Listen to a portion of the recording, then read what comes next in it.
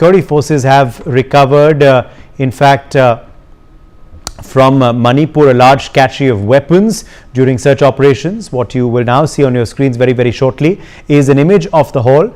The haul includes everything from rifles, grenades, rocket launchers, improvised mortar bombs, 9mm pistol and ammunition. The recovery operations were the Thubal, Chuchanpur district and the Kongnangpopi Hill Range.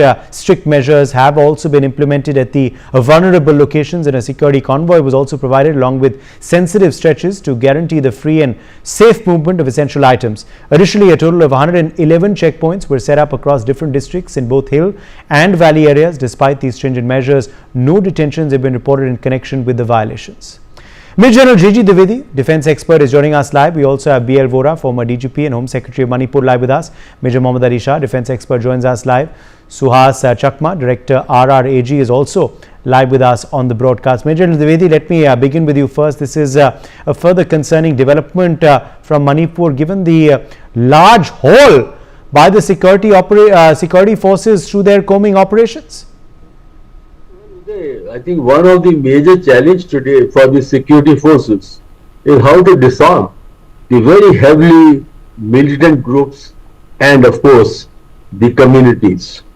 And what they recovered, I think just it is the tip of the iceberg. If you go by the statistics which are given by the state administration, about 6,000 weapons were looted from the police armories. And out of that, as per the current figures, only 1,200 have been recovered. And total recovery arm is something about 2,681. Of course, along with certain equipment and explosives. Now, point at issue is that both the communities are armed. And who are armed? Armed are the militant groups of the two communities. As far as Metis are concerned, the UNLF, PLA, KYKL, Pre-Pak, and these are the groups which are very active. When I was commanding the division there about 2 decades back, and on the Kuki side, it is the KLA which is armed. So now these groups are acting as militia forces and protecting their respective communities. So therefore, the arms surrendering is not going to happen. This has to be coordinated operation, part of which have been taken. But as I said, this minuscule. Now, where are the weapons coming from? That is a major question. The weapon sources are multi-sources. Firstly, there is a gun trade which runs from China through Myanmar around to Thailand. Weapons are available. Then there are rebel groups which are fighting the Junta government in Myanmar. They are readily available and they have good source, and also they have tie-up with the Kuki groups. Therefore, arm flow is not a problem. And the third important point is within the groups, NSA and IM is well armed, NSA and K is well armed, and these groups are well interconnected. Here I like to make just 3-4 important points. First and foremost, the problem with any security operation is today a kind of very distorted chain of command, and that is the unified headquarters is under the advisor, Mr. Kuldeep Singh, who directly reported to MHA. Therefore, the state government is out of the loop, and also the state police. The second issue is that there is lack of coordination between the security forces because unified headquarters is not working effectively, and that's why the results are not coming forth. And the third point is, as I said, the very porous borders. You may recover some arms, but the inflow will continue until the borders have been checked at least effectively and some selected areas are kind of dominated. So all I can say is recovery of arms is a good sign, but what has happened is too little, too late. Secondly, it requires a very coordinated operation by the security forces. That means rejoining of the unified headquarters and complete command and control. And thirdly, I think this remote control by the central government of the state government is not going to work. I think central government has to step in. The government of the state needs to change, and we need to have new structures come in place. After all, it's a political solution and not the military solution that is going to deliver in Manipur. All right. Let me also, in fact, quickly rope in BL Vohra now. BL Vohra, This is, of course, a very, very concerning development. It also comes on the back of recently the fact that, improvised drones were also found, very complicated foreign drones were found, and now, of course, this huge cache which includes so many devices that, of course, I read out earlier, and the kind of arms found as well. Does this all have reason then to believe that there is someone smuggling all of this across the border? Do you believe that there are foreign elements perhaps involved here as well, or is it too premature to say that? No, definitely, Uday. You have hit the nail on the head. But there are some other issues also involved in this. In addition to the very valuable points made by General Dwivedi, see, I would try to focus on some other points. I think the main thing is that the President's rule must be there with immediate effect. This unified command structure and all, these are all creating confusions. And I think President rule must be imposed. This will also meet the demand, long-standing demand of the people that the political leadership should be changed. So I think change is not required. Change is required in the form of the President's rule. This must be imposed immediately. Second is the drug lords. I think the action against them must continue all the time. They are the one who are funding the entire project in a very big way. Of course, additionally, China, Bangladesh, Pakistan are also doing. But I think they have to be tackled. They have tasted blood. As you know, the root cause of the entire problem of Manipur was the drugs. Because these people, some had come from Manipur, they came over here because there was some pressure there and cookies joined hands with them. And once the state government started taking action, they were looking for a trigger, and that High Court judgment misrepresented by these people gave them a trigger last year in May. I mean, these are well known.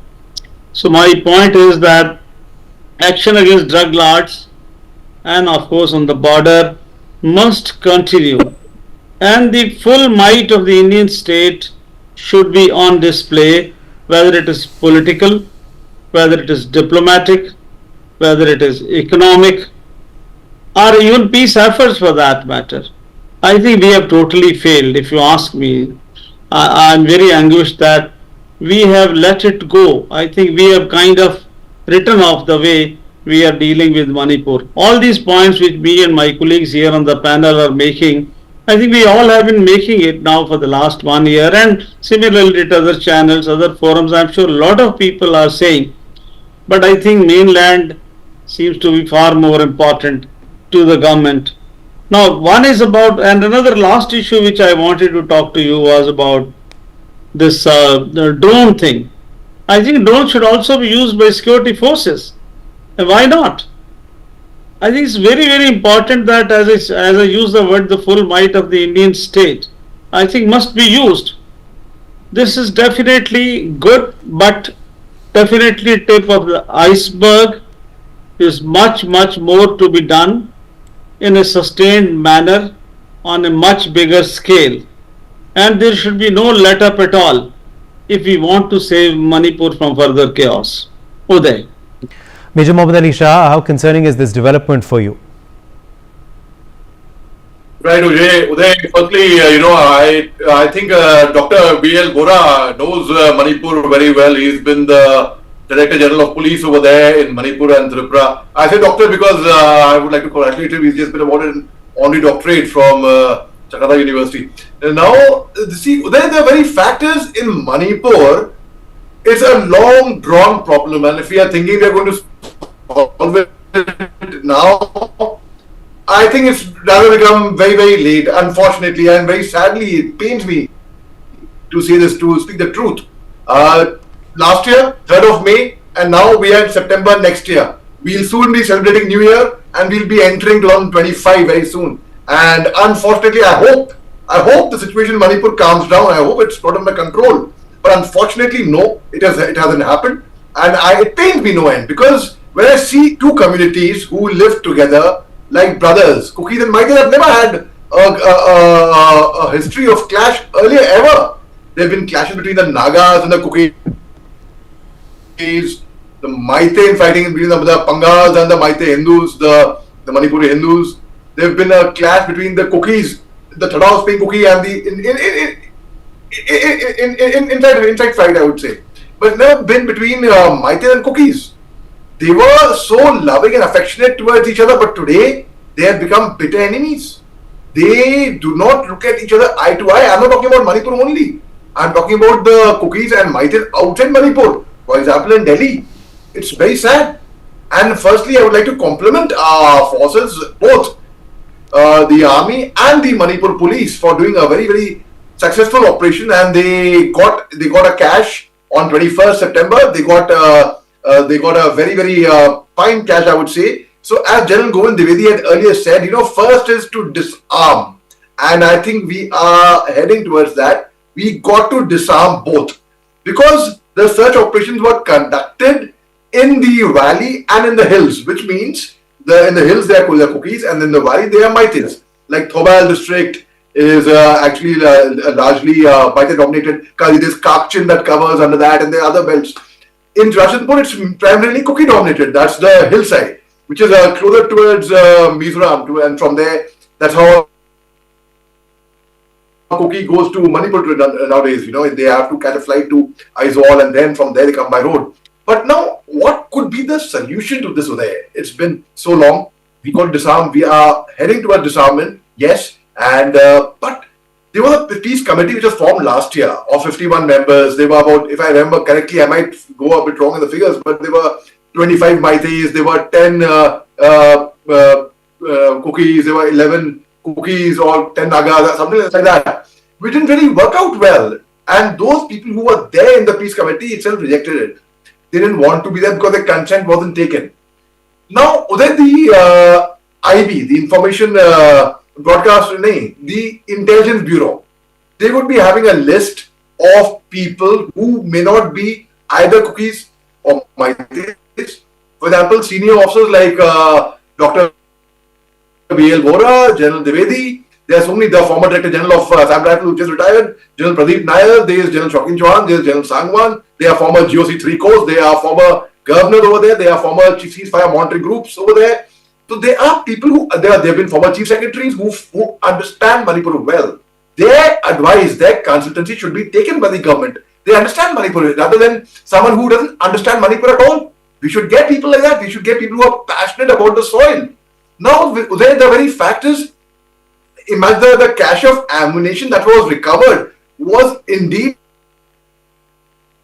very, very shocking. There was one rocket approximately 5.5 feet in length. There was one rocket. Then there was 3 feet on the rocket. Then there was one of large size country-made mortar. Then there were 2 numbers of medium-size country-made mortars. Then there were 4 numbers of mortar bomb, country-made again.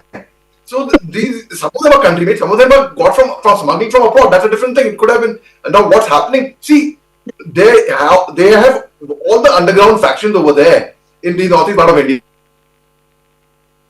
Yeah, they have been getting their weapons not manufactured like from inside. They, of course, foreign hand was not there. It was always there. It was always there. But now, when we are seeing the wounds getting too deep, obviously, the foreign powers, our adversaries, will take advantage of our weakness. They will say, what's happening in India? Okay, let's dig in there. Let's go in there. So they are bound to take advantage. So, and it's become so complex and so complicating that now if I tell I have friends who are Maites, by the way, they are very, very good people. I have friends who are cookies,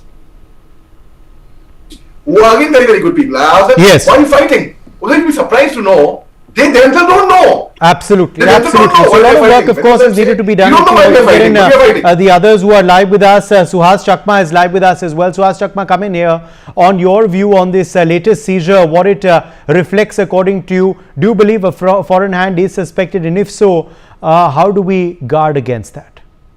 Firstly, I think I could not have agreed more with what General Dwivedi and Dr. Vohra had mentioned. I think we have already lost the game.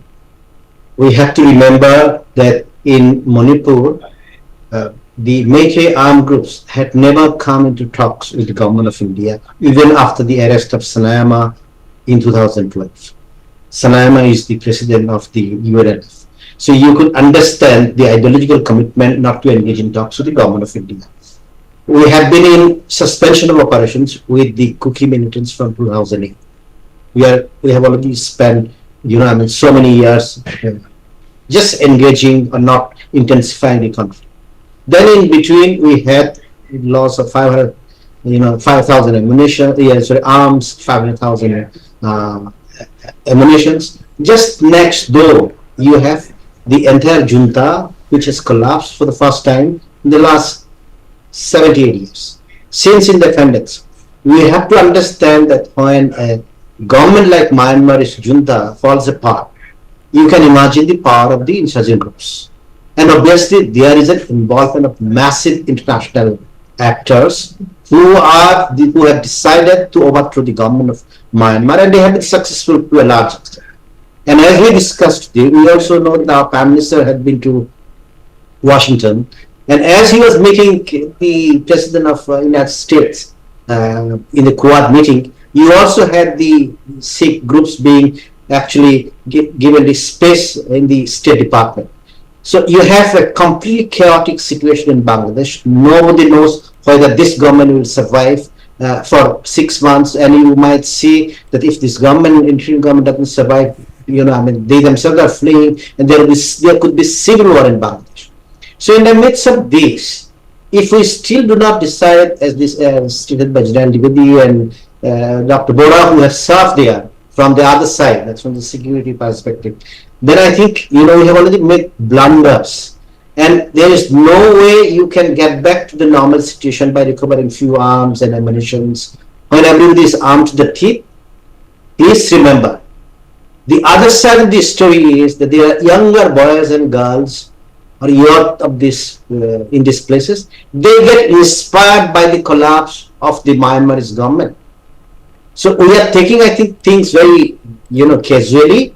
We had not expected that the Sheikh Hasina would fall apart like that. Nobody had expected on 5th of August that she would collapse. I think only few of us, we are saying that if she could survive this weekend, Friday, Saturday and Sunday, then she could survive. Otherwise, she cannot. And at the end of the day, they could not kill millions of people who are on the streets. So I think in Manipur, we have lost. I think if we intervene now, then maybe we can bring semblance of, control. I think what we are fighting is for semblance of control. We are not going to be able to, fence the border double quick. Even fencing doesn't help. But we need massive presence. We need to end the conflict by engaging some kind of a process, and that would require an interlocutor which is acceptable to both sides. And I think the good part of it, still, I think the government of India is accepted or looked after by the both sides to be the interlocutor. And there is hesitancy from the central government. And if this hesitancy continues for a long time, just imagine, the complete collapse of the Bangladesh government. It can collapse. Please take my word that anybody who knows Bangladesh, who is following Bangladesh, and if you know the lawlessness in that country, these people who are not elected could collapse any given point of time. It is, at this point of time, Bangladesh is what? Bangladesh is Iraq and Myanmar, mixture of that, cocktail of these two countries. So that's why we have an emerging situation, and sometimes I wonder why these things cannot be read by the political leadership of the country.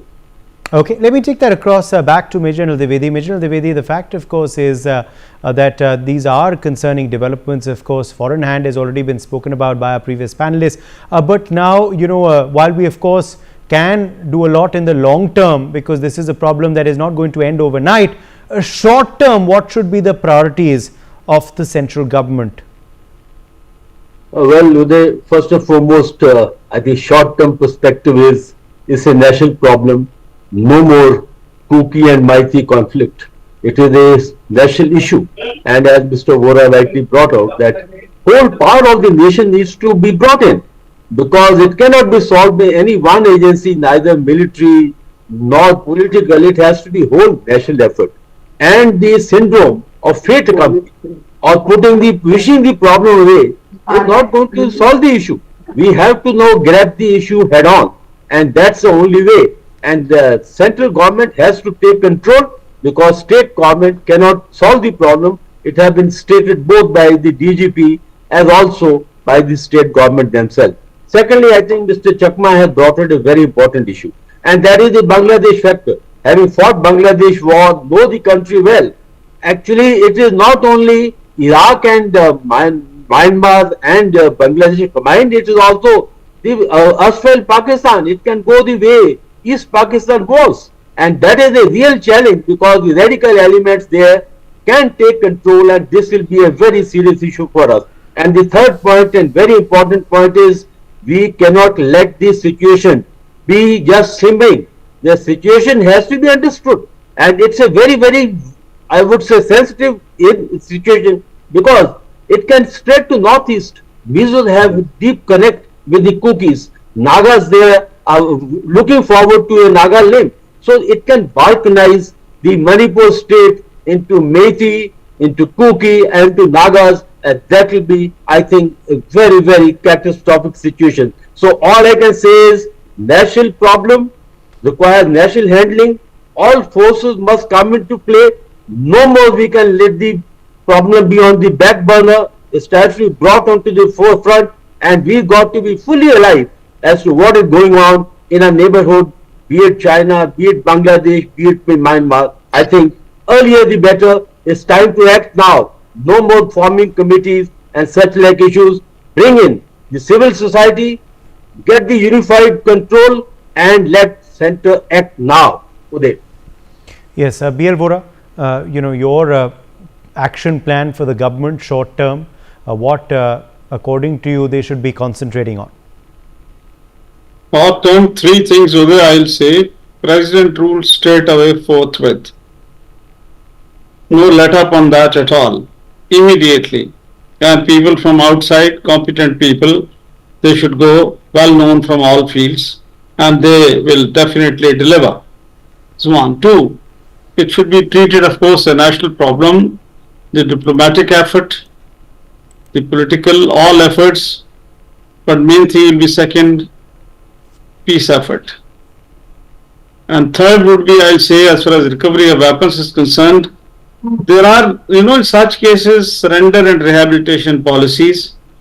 In a big way, there should be psychological war against these people, whether by all kinds of announcements. Today you have social media. Earlier we were using, helicopters and all by dropping leaflets and all. And I think a policy should be drawn up, should be clear, loud and clear, should be followed, and everyone should be asked to appeal, cooperate, and those who don't should be taken to task. If you are asking me short-term measures, these are the immediate measures.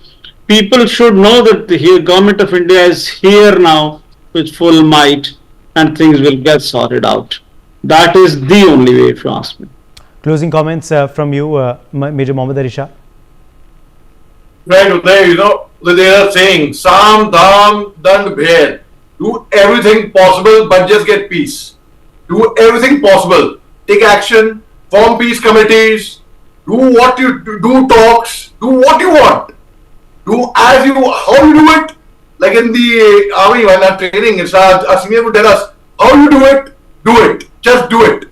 Similarly, bottom line, end result, peace should be brought into Manipur. They should, in fact, one should have all the wherewithal, and I think the army has it. Unfortunately, the hands are tied behind the back. The army should be given free power, full authority to go ahead and bring peace. And like the way they got some powers, they and Manipur police together professionally, they conducted a very successful operation. They recovered. So many weapons had gone missing initially there. So many weapons had gone missing initially. So at least we are disarming both societies, and that's, I think, a good sign. So we are heading towards that. Last word to you before we, of course, take a quick break, Mr. Chakma. I think the day elections in Haryana are held, next day the president should be declared. I do not expect the government to act before the elections in Haryana. And I think once the center goes and people believe, well, Haryana and also the union territory that is not too far away from Manipur, of course, Jammu and Kashmir, which also is sensitive. Yes. So the day the president's rule is imposed, I think people will get the confidence that there is some change, And I think lots of people who are armed, because not only the insurgent groups, lots of civilians who are armed at the moment with the aim to protect their communities. I think if the center can give the guarantee that there will be no longer conflicts, or there will not be, it will enforce the rule of law with respect to any violence, I think many people may turn up or give up the weapons. So I think before that, it's, I think, too premature to expect people to hand over the weapons. Insurgents will not give up.